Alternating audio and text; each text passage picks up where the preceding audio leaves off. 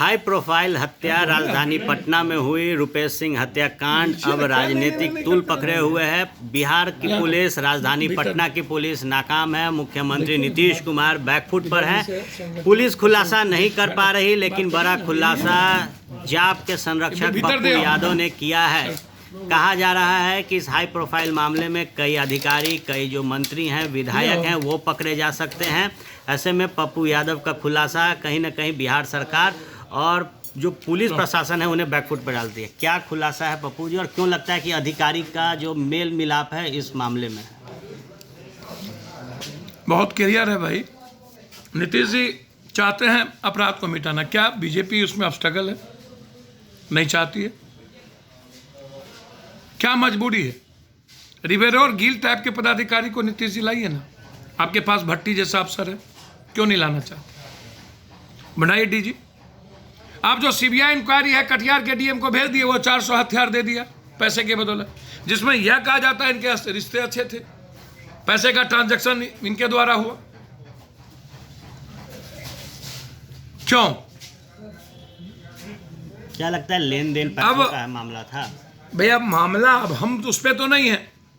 अब पीएचडी जैसे में कहा जाता है कि परसेंटेज को लेके मनी का ट्रांजैक्शन इन्हीं के द्वारा था। बिजली विभाग में अमृत प्रत्यय से इनके रिश्ते बहुत अच्छे थे, मनी का ट्रांजैक्शन कहा जाता है इन्हीं के द्वारा था। अब अमृत प्रत्यय जी वहाँ रह करके सोमिया जैसे लड़कियों को विदेश ले जाते हैं, जो डिस्चार्ज हो जाती हैं, फिर प्रमोशन दे करके, और जिनका कोई नॉर्म्स नहीं है ले जाने का, 5-5 लड़कियों को विदेश ले जाना सरकारी खर्चों पर। क्यों? आखिर इसके पीछे कारण क्या है? क्या लगता है कि आप कटिहार डीएम का जिक्र कर रहे थे अपने प्रेस वार्ता में? भैया बहुत क्लियर है। मैंने बिजली विभाग का जिक्र किया, पीएचडी का जिक्र किया, पहले भी पुणे चक में रक्त रंजित होता रहा है टेंडर को लेकर के। आप इस पर 5 दिन हो गए, क्यों फोकस नहीं कर रहे हैं? क्यों भाग गए डीएम? 400 लाइसेंस पूरे बिहार में, जितना लाइसेंस नहीं उतना एक जिले में लाए, 2 जिले में लाइसेंस, वो भी सारे अपराधियों को। नीतीश कुमार भ्रष्टाचार पर कहते हैं कि हम जीरो टॉलरेंस वाले हैं, तो भ्रष्टाचार एक बड़ा मामला रहा है इस भैया बिल्कुल। आप दरभंगा में जो टेंडर हुआ, आप उसका उठा करके देखिए, नहर का किसको दिया गया? लोकल लोग ने, उसमें भी की भूमिका की बात आ रही है। आप यदि रोकना चाहते हैं किसी चीजों को तो रोकिए ना। शराब के द्वारा 4,500 का बजट था नीतीश कुमार जी का, 8,000 के लगभग अब ट्रांजैक्शन है। तो ये पैसा बिहार का पैसा माफियाओं के घर जा रहा है।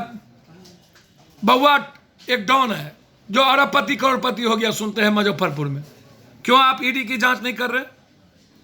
जो लोग इस शराब के धंधा करवाने में पुलिस या नेता का इन्वॉल्व है, उनके नेक्सस को क्यों नहीं तोड़ा जा रहा है?